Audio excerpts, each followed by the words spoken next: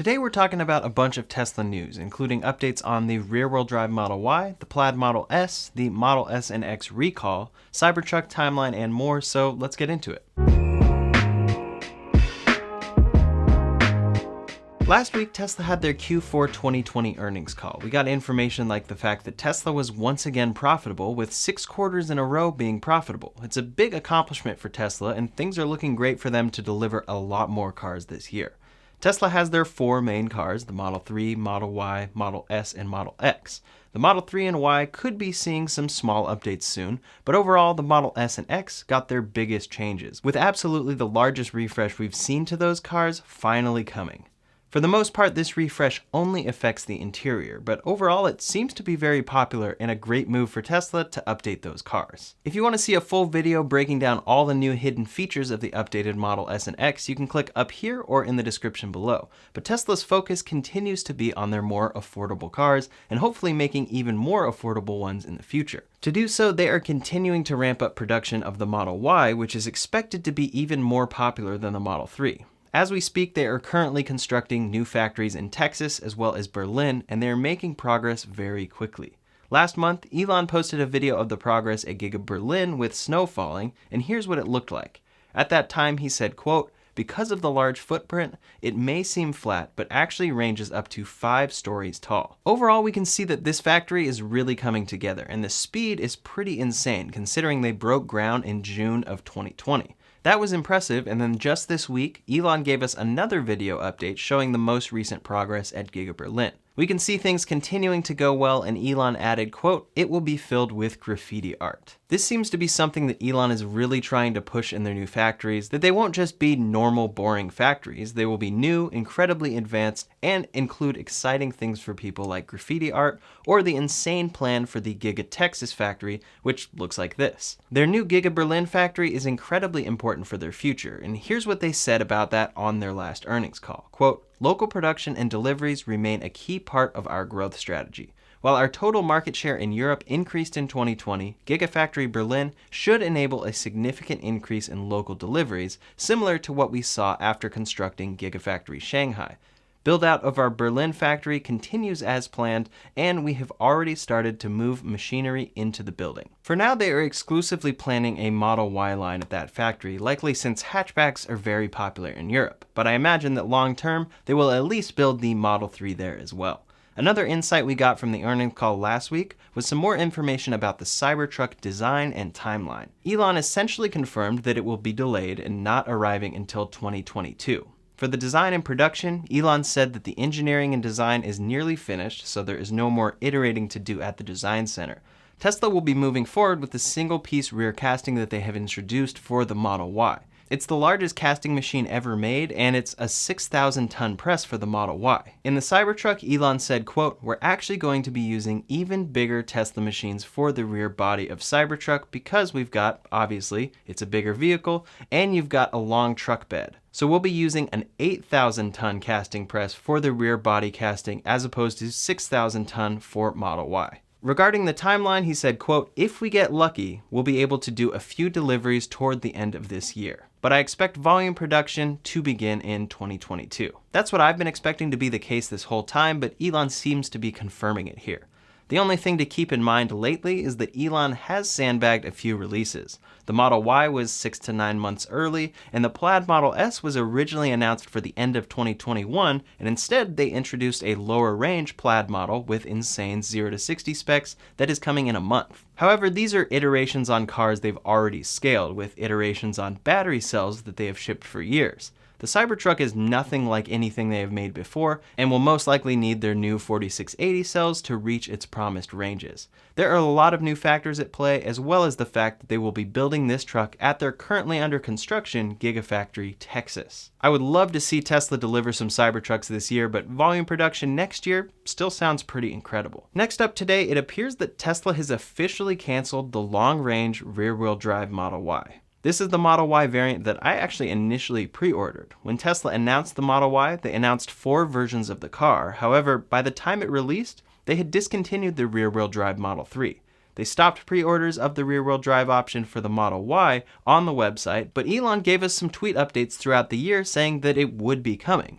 He even went as far as to say that the standard range Model Y was canceled. When someone asked if the standard range was going to be made, he said, quote, "No, as range would be unacceptably low, under 250 mile EPA. Well, that car actually got released just last month and is now available on Tesla's website with a range of 244 miles.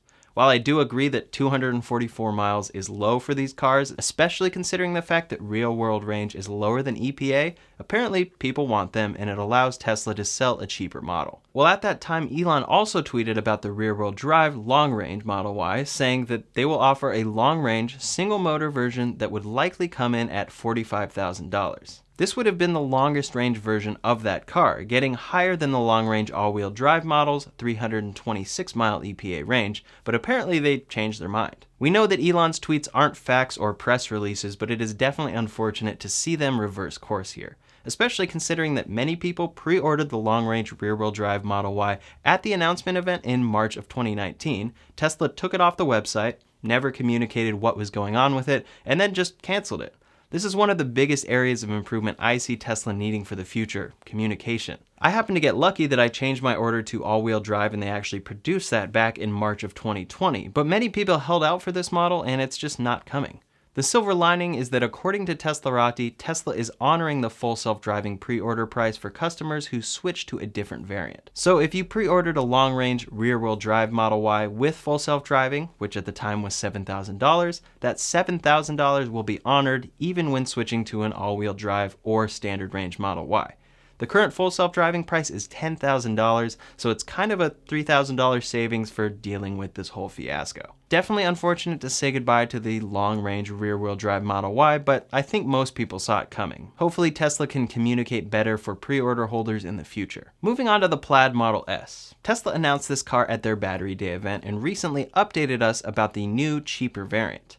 The normal Plaid Model S is coming in at $119,990, a range of 390 miles, a top speed of 200 miles per hour, and a 0 to 60 of 1.99 seconds. They like to say that the 0 to 60 in quarter mile times are the fastest ever for the Plaid Plus model, but I think people are missing a few things here. For one, the normal Plaid Model S is releasing in March, and at its release, it will be the fastest production car ever. It will have the fastest 0 to 60 and fastest quarter mile time of any production car ever, but since it has such a large price tag, people seem to be missing a few things. Yes, $120,000 is a lot of money, and way more than most people, including myself, are willing to pay for a car.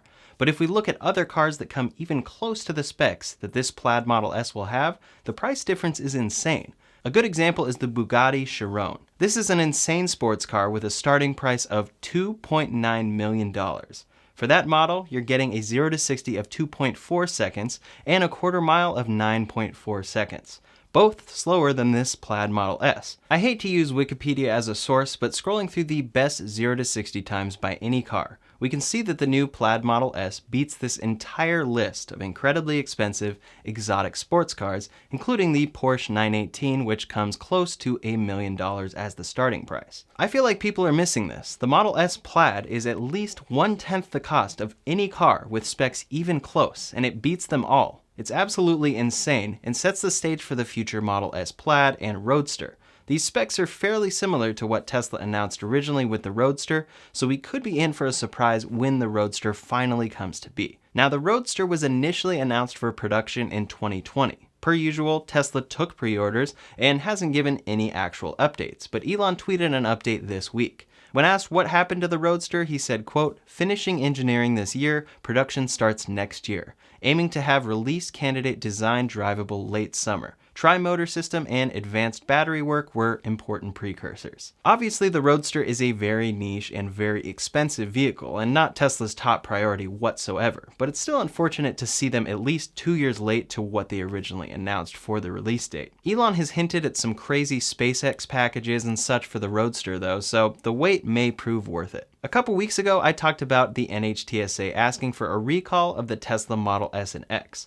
It's a huge recall that would affect 158,000 Teslas made before 2018, and this week it was announced that Tesla is officially moving forward with that recall. The number is now slightly lower, but still 134,000 Model S's and X's that will eventually inevitably suffer from a faulty display due to the eMMC chip inside of them. Tesla changed the design of their MCU in 2018, eliminating this issue, and the refresh models shouldn't have that issue either. But all models before 2018 and a little into 2018 are affected for both Model S and X. According to the official letter, quote, Tesla will notify owners and will replace the VCM daughter board with one containing an enhanced eMMC controller, free of charge. The recall is expected to begin March 30th, 2021. The unfortunate part about this recall is that Tesla knew there was an issue that would happen to every single one of these cars, but they only pushed for the recall after a lot of pressure from the NHTSA.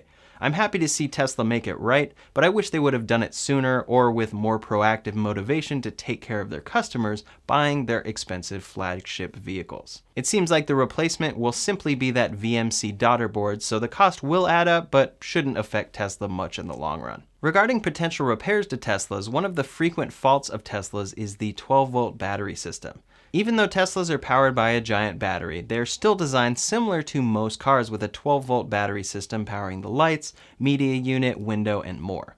Tesla has had issues with these batteries, specifically in the Model S and X, and it can be frustrating since it feels somewhat like an old part on a new car. Tesla has issued software updates to help with these issues, but we just learned that Tesla is officially transitioning to new lithium-ion 12-volt batteries in the refreshed Model S and X. In an interview with Sandy Munro, Elon said, with the new S and X, we are also finally transitioning to a lithium-ion 12-volt battery. It has way more capacity and the cycle life matches the main battery pack. We should have done that before, but it's great that we are doing it now. Great to see Tesla heading in this direction, and hopefully we'll see them update the Model 3 and Y with those more reliable 12-volt batteries in the future. Elon also talked about Tesla moving to a 48-volt architecture instead of 12 volts in the future, but didn't give a timeline. Back when the Tesla Roadster was unveiled, the Semi was actually what the event was for. The Tesla Semi was announced then with a timeline of 2019 production. Well, clearly that didn't happen, and the latest we heard about the Semi was on Tesla's earnings call last week. They said, quote, we are excited to ramp the updated Model S and Model X and deliver our first Tesla Semi by the end of the year. So while Elon is doing a good job on Model Y and Plaid Model S timelines, the Semi, Roadster, and Cybertruck are all seeing delays from what was originally announced for production dates. And the Semi is by far the latest. The necessary battery tech is finally becoming available, and the supply is going to be finally available for Tesla to ramp up production of their own 4680 cells. And now Tesla is changing some design elements on the Semi itself. The Kilowatts spotted a Tesla Semi in Sacramento and noticed a few differences. The window design has been changed, the headlights are different, and most notably, the handles are different. Before, the Tesla Semi shared the same handles from the Tesla Model 3, and now it looks like they are going with a much more practical design for a vehicle this size. On a very different side of things, Tesla is working on an updated key fob to improve on their auto unlocking feature in their cars.